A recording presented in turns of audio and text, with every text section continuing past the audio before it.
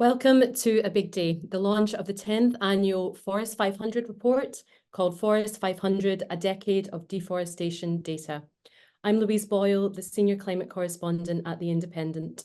For 10 years, Global Canopy has been assessing the 350 companies and 150 financial institutions with the greatest ability to drive change on tropical deforestation.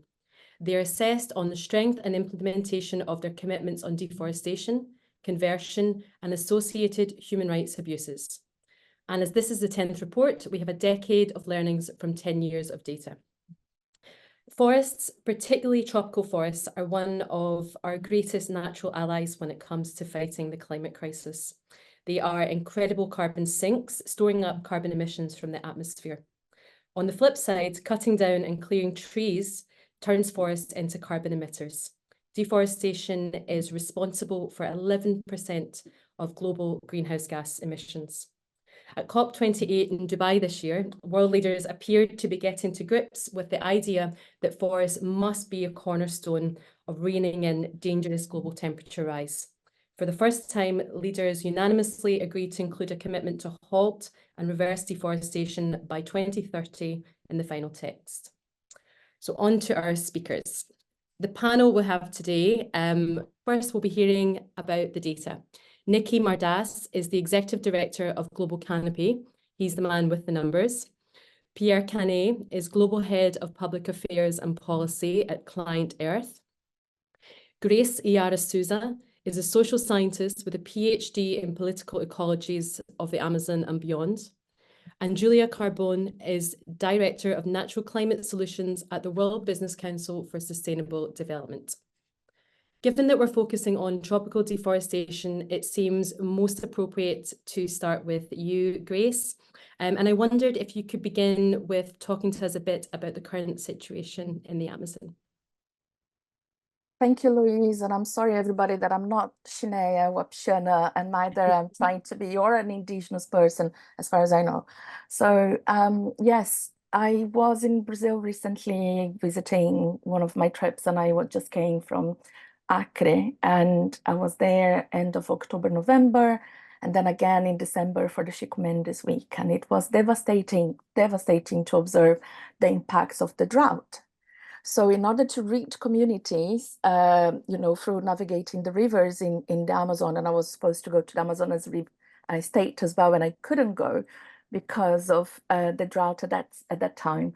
It was really, really devastating to see the impacts to the local communities, but also the impacts to the fishes, to the impact to the biological conservation in the region. However, if you turn on to the news today, you're going to see that there is a massive flood of water happening in Acre. So communities that I visited before and were having difficulties to reaching their places, they're now navigating canoes inside the communities, not even to go from one place to the other. And that is really, really difficult to manage, but also to think how those big commitments with climate emergency are not translating to adaptations to the people who are managing to support the protection of the rainforest on behalf of the rest of the planet. Yeah, thank you. Let's turn now to the findings of this year's report. It's called A Decade of Deforestation Data. So Niki Mardas, Executive Director of Global Canopy, what does 10 years of the data tell us?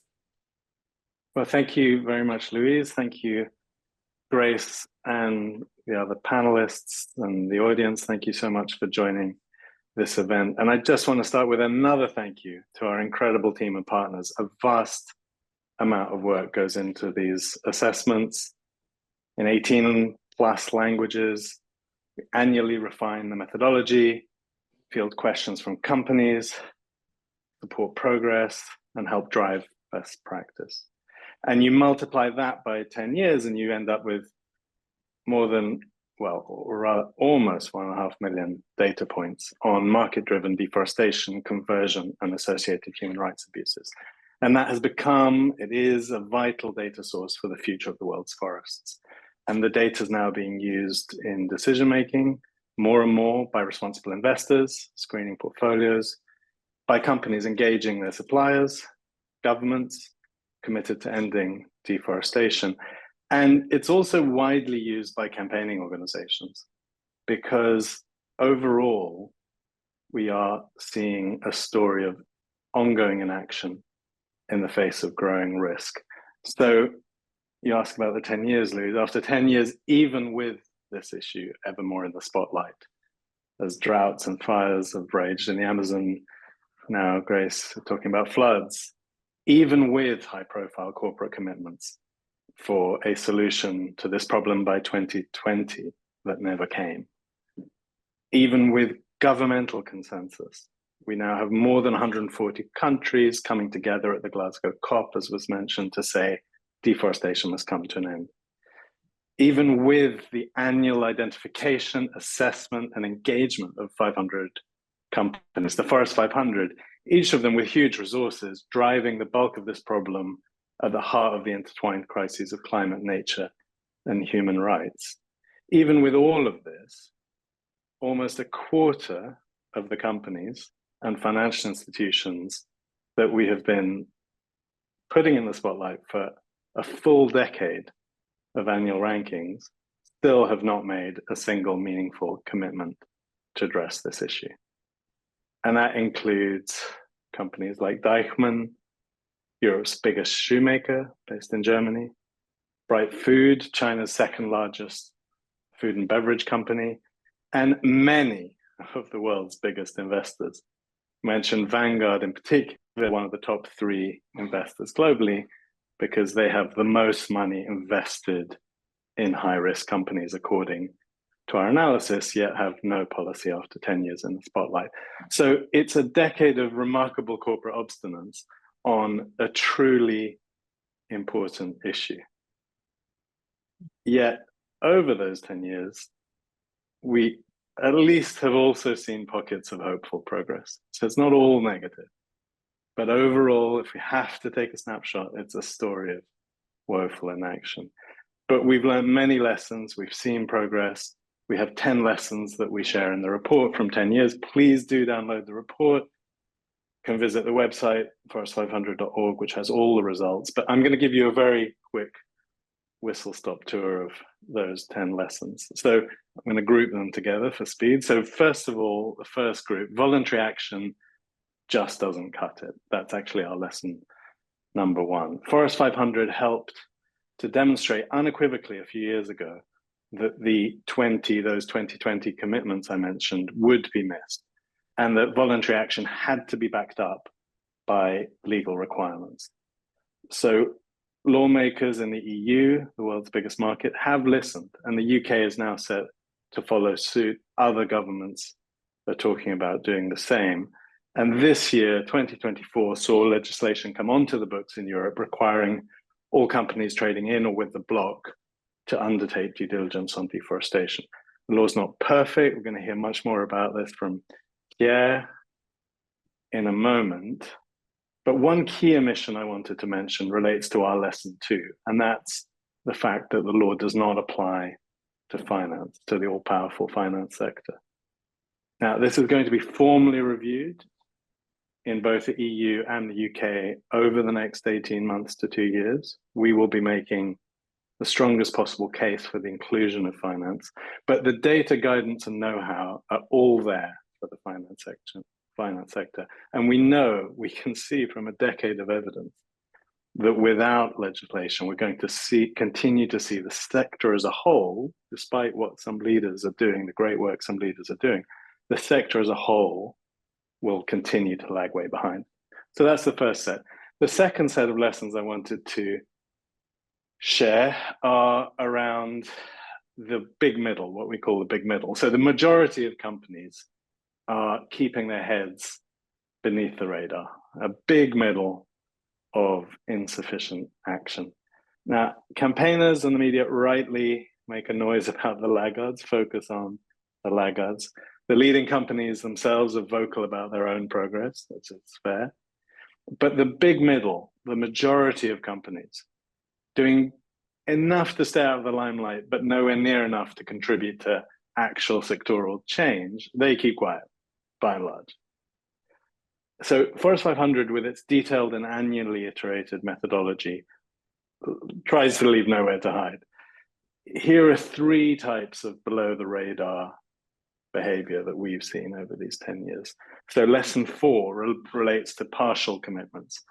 So almost 40% of Forest 500 companies have published a deforestation commitment for at least one commodity, but not for other areas that may have higher exposure.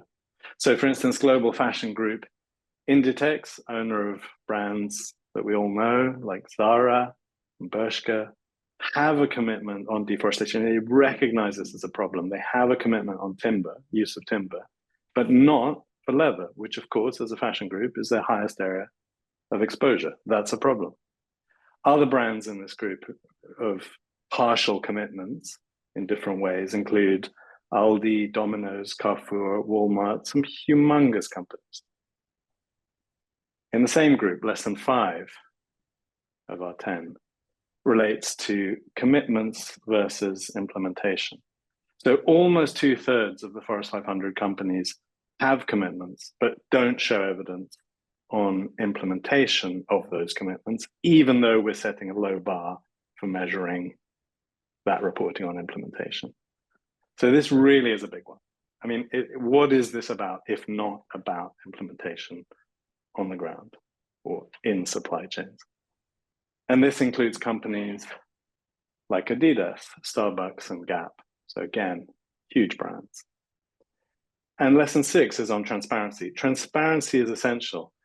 Action without reporting is a kind of below the radar behavior, as far as we're concerned, that evades accountability and fails to misses the opportunity to send a critical signal to the rest of the market.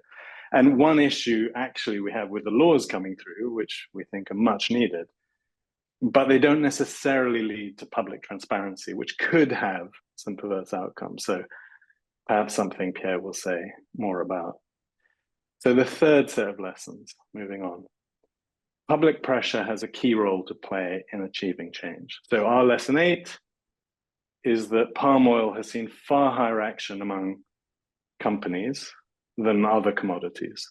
And that's at least in part, I mean, there are many reasons, there's credible certification schemes, that, you know, it's a complex picture, but at least in part, this is due to the major campaigns globally targeting big brands on palm oil. And now palm oil deforestation, or, you know, over the last few years, the last block of data we have shows palm oil deforestation at just 18% of its peak. So we've seen change there. Now, that's far from job done. It's hugely complex, but these are striking statistics following on from major public campaigns.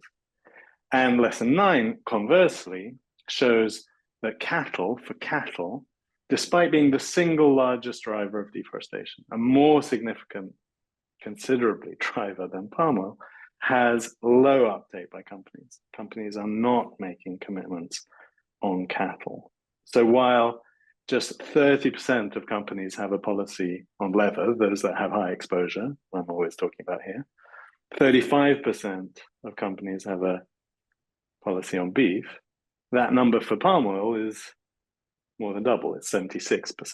So it's a striking difference. And if there's a place now to focus campaigning energy, this is it. This is the biggest single driver of deforestation worldwide. And also this kind of pressure, I mean, this is where each of us here today can contribute. Let's ask our banks, our supermarkets, our pension funds, is my money driving deforestation?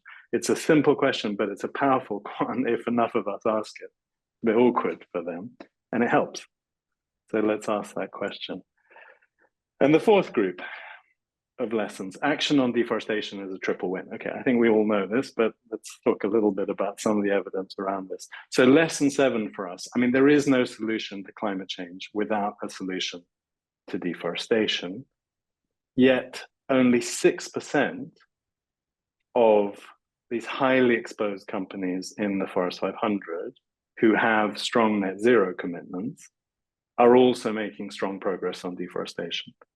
So that, you know, that is a picture that will have to change if net zero commitments are to be taken seriously and achieved. Currently, it's just 6% who are crossing a bar on deforestation.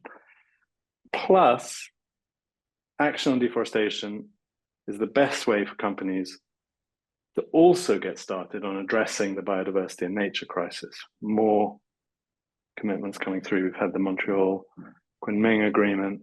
80% of terrestrial biodiversity is in tropical forests.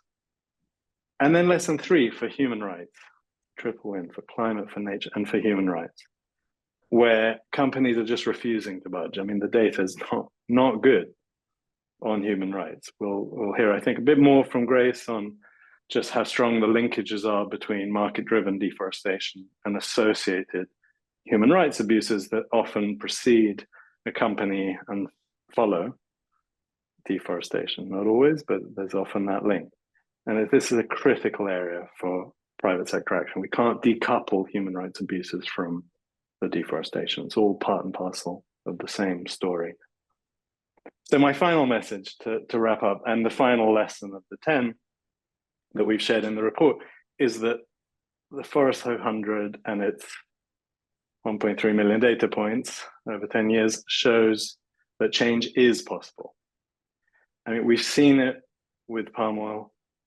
Now, just in the last year, the last 24 months, if we look at the most recent data, we're seeing individual companies and investors showing rapid progress is possible. If there's the will, I mean, this is a question of will now.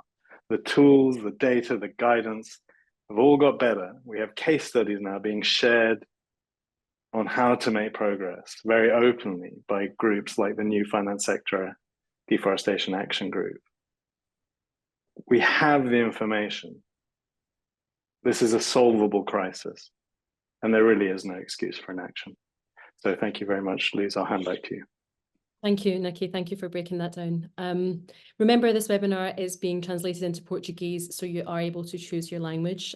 Also, there should be time for questions, so please continue to use the Q&A box. Pierre Cannet, Global Head of Public Affairs and Policy at Client Earth. He is the law expert. And the top line of this report is that regulation is vital to drive change. Pierre, please could you explain the current regulatory system and what is out there and what's coming, please? Thank you for the invitation. And to respond to your question, it's probably important to ask ourselves how many decision makers and companies, corporate stakeholders will remain blind to this disaster and tragedy across the world. And I think as a legal charity and with other environmental NGOs, many scientists, representatives from indigenous people and local communities, very active in the past years and past decades, and over the past decades have probably helped to open the eyes of many decision makers. And I was there at the European Parliament when the EU deforestation regulation was voted. And for many activists, for many experts and policy experts and law experts, it was a very emotional moment to see, after years and years, this decade of efforts, to see the EU finally regulating and putting in place these new regulations to tackle the deforestation and tackle the deforestation from start. So making sure that we can have the guarantee that the consumers, that the market are seeing deforestation-free products on the market. So it's been a huge amount of efforts. And I think thanks to the evidence brought today with the reports from Global Canopy, Forest 500, it's also very useful to see what is at stake and understanding from the current regulations what needs to be done. And so I'd say that this is the year, 2024. This is the year for many markets to tackle this crisis. We have EUDR. This is a new reality at the EU level.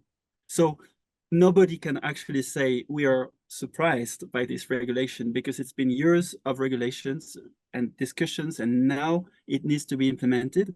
And there was this window of 18 months for everybody to be prepared, from the member states and being able to put in place competent authorities, making sure we have the capacity and the budget in place, making sure that companies are also ready to implement this regulation, and also working for and with producer countries to enable this change from start, from the producer countries. And that is a huge effort that needs to be done also from the EU.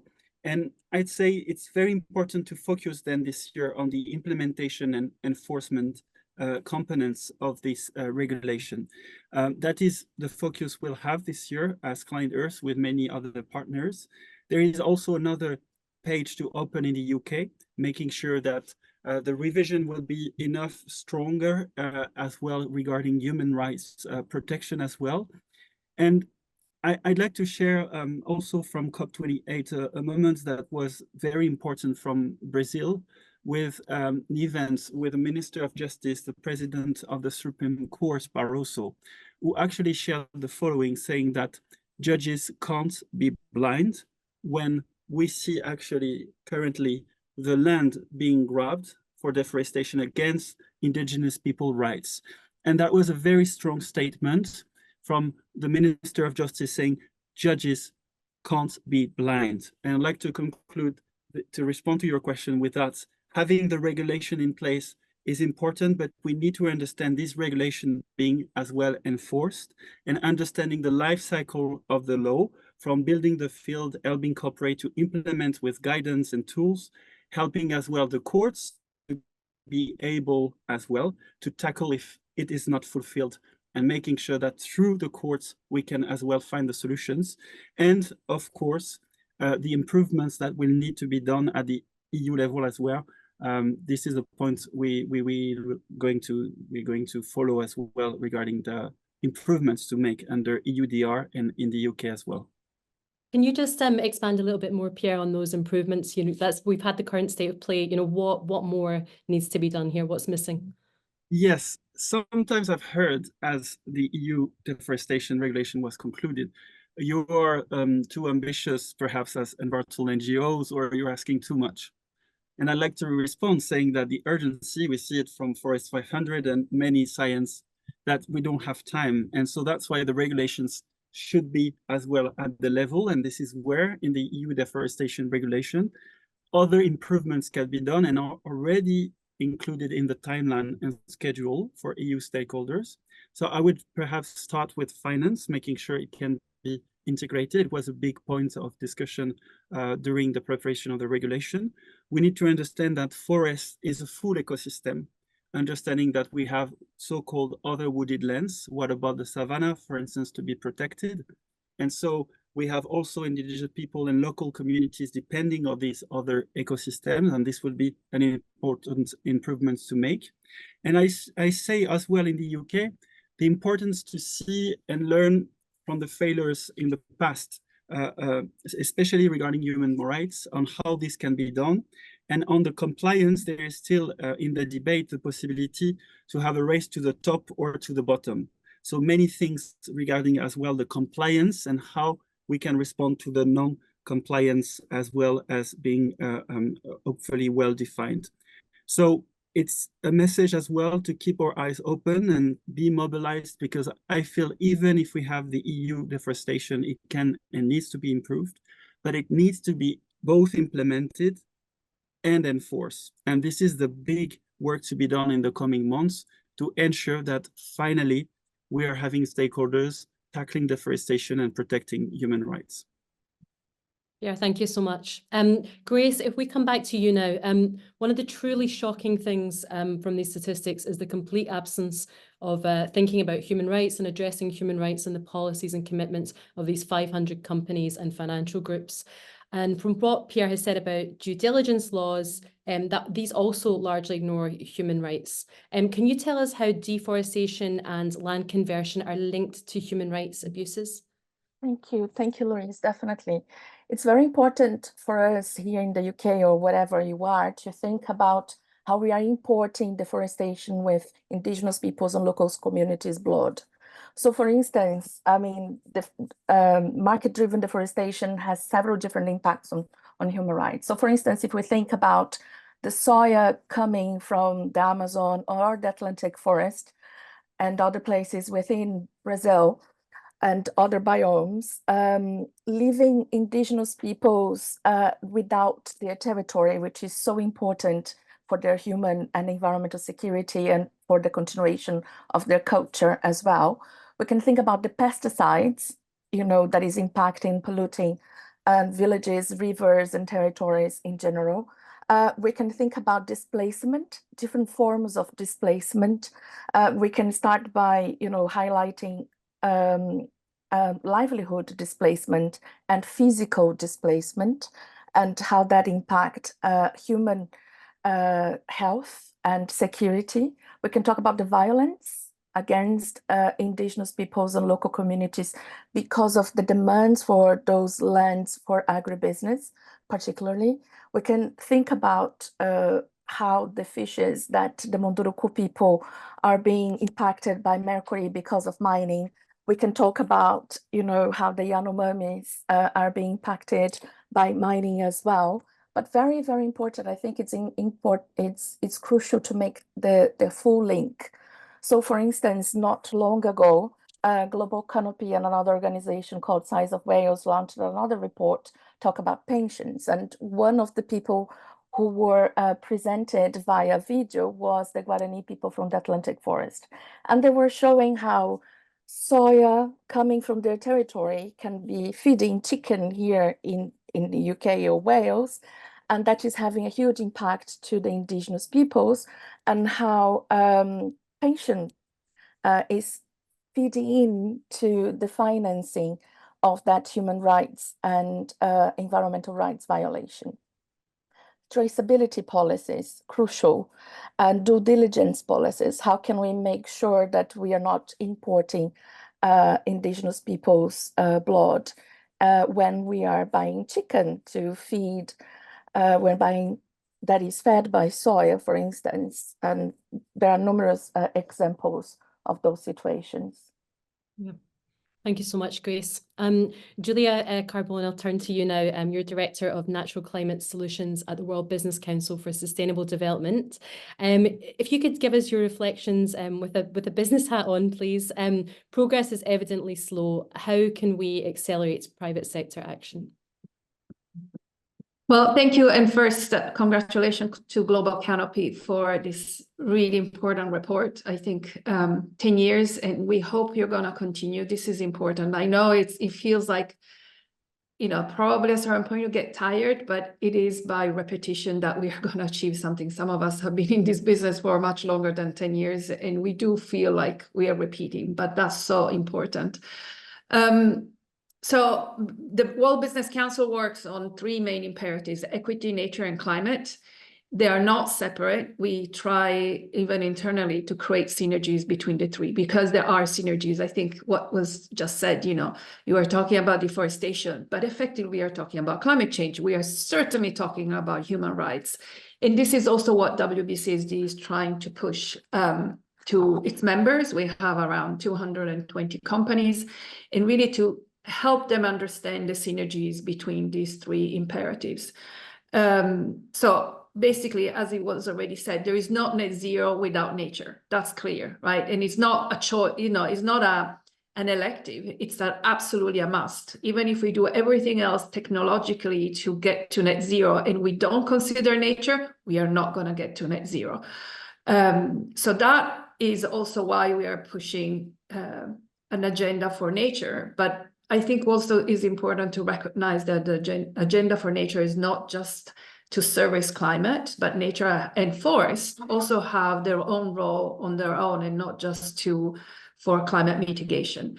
And so bringing all these pieces together, what WBCSD is doing. So for example, we have launched a number of roadmaps for nature positive to help companies understand their impacts and dependency on nature, which, as we all are working in biodiversity and nature, we know it's extremely complex, especially for companies that have long value chains, and understand for different levels of maturity how to address them. And this is by bringing together other tools such as the TNFD, SBTN, all these acronyms that, however, behind which there is a lot of efforts, a lot of research that has to be done, a lot of data collection. So we are trying to get companies to understand the landscape out there and what does it mean for them, And then spell this out by sector, because it makes a big difference if you are in agri-food, or if you're in forest, or if you're in building, or if you are in the mining sector. So we have a number of these roadmaps that are sector specific. We have launched, as I said, I think 12 one on agriculture and forestry, and then this year we're working on others, so really trying to define what are the most important actions for those sectors in order to avoid and minimize the risk of nature, and then indirectly also to climate. At the same time, we are also working on promoting investments beyond value chain, which is this new concept. So it's in value chain and beyond value chain. And this is mostly through the voluntary carbon market, but very, very strongly focusing on natural climate solutions, because we do believe that the voluntary carbon market can channel funds to nature in natural climate solution, of which there is, avoided unplanned deforestation, which is REDD+, where the voluntary carbon market has, with a lot of criticism, but there is a lot of improvement in methodology, can really play a key role. Now, again, voluntary carbon market is in addition to what companies would do to decarbonize their own scope, 1, 2, and 3. And finally is, how do we mobilize direct finance towards companies that address their risk and footprint on nature? So this is also a work that we are doing also in partnership with the Global Canopy and others through the Forest Finance Risk Consortium, and really understand what were the blocking points for financial institutions. And the big answer was data. It's complex. We don't know where to find the data. How do we understand how to do a due diligence on our portfolio? Difficult. So one of the, I think, important milestones last year, and I think it was important because it brought together a lot of NGOs. So it wasn't done only by WBCSD, it was done with Global Canopy and many others to kind of bring together all the tools that are out there that could be used by financial institutions to assess their portfolios, right? And in a way, we're kind of answering to financial institutions saying, now there are really no excuses. You can choose depending on your situation, depending on the data, depending on portfolio, but there are a lot of very valuable tools out there, supported also by new technologies that really allow you to actually have a very good understanding of what's going on. Yeah, that's great, Giulia. Thank you so much. I mean, the heart of this report, it makes clear that is regulation. And I just wondered, could you speak a bit more to that and what role that regulation will have? Yeah, so I picked one of the sentences. Well, first of all, I also checked, personally, I like all the 10 recommendations. I checked also my colleagues and said, we like them all. The one that is not that we don't like it, but we would challenge is when you say voluntary actions from corporates doesn't cut it. I would say alone doesn't cut it, right? And because I would, we can't not forget the importance that voluntary action plays in raising the bar, right? And even informing regulation. So we see that a lot of movements, let's say, especially in Europe, but on things that are now becoming the minimum common denominator requirement by the law, started really as voluntary action 20 years ago. So now definitely that's too slow, way too slow. We don't have that time now. But I think leaders also send a signal, leaders that take action voluntarily, send a signal to our, policymakers to say, it's okay to regulate on this. And then, to create that level of, level playing field. But I think voluntary action taken by leaders creates somehow a kind of gives some kind of permission to regulators often to say, yes, this is something that we can start regulating on. We have a number of experiences where also I think regulations would not be able to solve the problem because they're complex. So, for example, we have our soft commodity forum working in Brazil, where we bring together many companies on a landscape to collaborate. It will be I think will be impossible for a regulator to say, and now you collaborate on pre-competitive issues, right? So there is also that willingness that companies have to bring voluntarily to the table. So it's not voluntary doesn't cut it, it's only voluntary doesn't cut it. Thanks so much, Giulia. The thoughts have been fascinating so far, and we're going to try and find some time. We're running a little over, but to get some questions in. So let me now just jump to the Q&A box and see if I can grab one here. Okay, here's one to begin with. How do, and this is open to everyone, how do NGOs effectively mobilize public opinion in support of this environmental catastrophe? Who'd like to jump in there?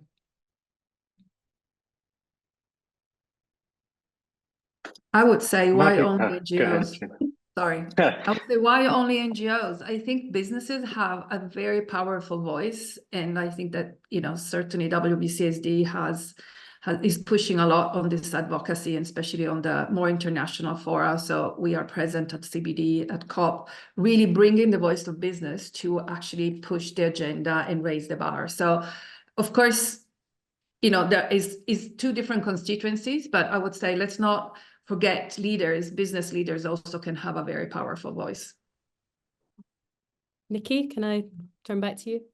Thanks. Yeah, I was just going to say that there is an anomaly that, you know, the overall public sentiment on deforestation, when you ask the question directly, you get a very high. So our partners Make My Money Matter did research saying, you know, what do you least want your pension associated with? And deforestation came top of the list. But then that doesn't translate into the everyday use of products. So groups like Make My Money Matter have done fantastic campaigns. Some of the big campaigning organizations doing work on palm oil, we've seen have been very successful. But to me, I think we need to mobilize people with good information about the companies that we all engage with directly. And this brings me back to this point of all of us, you know, have a bank account. You know, let's call your bank, call your pension provider, ask them about whether your money is driving deforestation. And we've got information that can be used to support that effort. So, I mean, it's definitely a gap. We definitely need to do more, but I agree also very much with Giulia. It needs to be across sectors. Thank you so much. One now for you, Pierre. If regulation is key, are you confident that organisations in breach of the new EUDR regulation will be suitably penalised? Yes, so first of all, I think it's about this critical moment to influence the implementation and the enforcement. And this is when we are acting as Client Earth, member state by member state, to see as well the application of penalties across member states. We have already in the regulation a list of penalties, including, for instance, the confiscation of non-compliant products, fines as well, with a maximum of at least 4% of annual union-wide turnover as described. And we have, you know, possibilities then from this list from member states to make sure that all of that is being included and implemented as well by independent or agencies. And so I will share in the chat the brief reproduced so that you have all the examples regarding these penalties. It would be critical about the sanctions and the penalties, because it's also the way the corporate stakeholders will also be able to implement and follow the rules as well. Very important part of the regulation to be implemented and enforced by member states. Thank you. We're into the last 5 minutes of the webinar now, and I want to give everyone on the panel 1 minute to answer this question. There have been promises before on deforestation that haven't been met, but the deadline of halting and reversing deforestation by 2030 is finally in a COP text, and it's coming up on us very fast. So are you optimistic? Maybe Grace, I can start with you there. Thank you, Louise, for asking, and everybody else in the panel. I'm not that optimistic, and one of the reasons is because, as the report just launched by Global Canopy today is showing that those organizations that have been making promises, they have delivered very little to their promises. So I think I worked with carbon credit like when it was the beginning of this story, like 15 years ago, and I don't think we have time, you know, for offsetting. We don't have time for commitments. We need delivery. And I think that is what the indigenous peoples and local communities are expecting to now, expecting now. They're suffering the impacts of climate emergency today with drought and floods and, to their peoples in general. So it's time for reducing our consumption in general. It's time to hold accountable our politicians and banks and universities and everybody else, for importing deforestation and not delivering on traceability policies. Thank you, and congratulations to Global Canopy. Giulia, let me turn to you and ask you the same question. So I'm not sure it's about optimism. Actually, I am not optimistic, which is really sad in a way, because I have kids, and just to tell them that it's just the future is not that bright. But I honestly don't think we have any other choice than keep fighting this battle, because it could be, without this could be much worse. Now, definitely we haven't made enough progress. And let me just answer one of the questions I've seen that was for me, is like saying that if I said that the leaders are enough. No, leaders are not enough. I said leaders light the way, and then we need to mainstream, which is the most difficult step. And I think Niki, when he was talking about the middle ground companies, was really referring to those. But it's not about being optimistic. It's about saying that we really have no other choice than trying our best to keep pushing. Yeah. Pierre, same question to you. I don't think it's about optimism as well. I think we need to keep energized, because people who are just willing to slow down the agenda or also blocking the new regulations and their improvements are super mobilized and energized. And when we speak about deforestation, there is behind all the model as well of agriculture. And if we feel that at EU level, deforestation-free products regulation is in place, the transition for the agri sector is not at all done. And we are seeing across Europe big mobilization from farmers and sometimes lobbies. And so that's a critical moment to make sure, as we have elections in the coming months, to make sure that the next mandate will be stronger, and then we need to be energized to make sure that this is actually happening. Thank you. And Niki, as Director of Global Canopy, I'll turn to you for the final word on this. Well, thank you very much. I mean, I think these points, I can't say it better. I mean, we need to stay energized. That was essentially going to be my point. We have to stay focused, because this battle is not going to win itself. We can see there isn't enough mobilization. We need to get there. There are good opportunities in the political calendar. We have a nature COP this year in Colombia. We have next year's climate change COP in Belém in the Brazilian Amazon. All eyes will be on deforestation. We have to make that count. And there's nothing to say that won't do itself. We've been here before, we failed before. So I like very much this point about staying focused and energized. I also just would like to acknowledge that there are a huge number of fantastic questions in the Q&A box that we didn't manage to get to. So we've been conferring here to say that we will try and post a FAQ in due course where we address some of these. So please do come back to the website, because we hugely appreciate your engagement, which is part of this question of staying energized and mobilized. So let's keep a conversation going, and let's work together on this issue, because it has to be solved. So thank you very much, and thank you, Louise, and to all who've joined us today. Thank you. Well, thank you to all of our panelists, to Giulia Carbone, Niki Mardas, Pierre Cannet, and Grace Iara Souza. I would like to thank Global Canopy also for this report. And thank you to all of you for being with us. Feel free to read the report. You just need to go to the website, forest500.org. Thanks very much, everyone. Bye.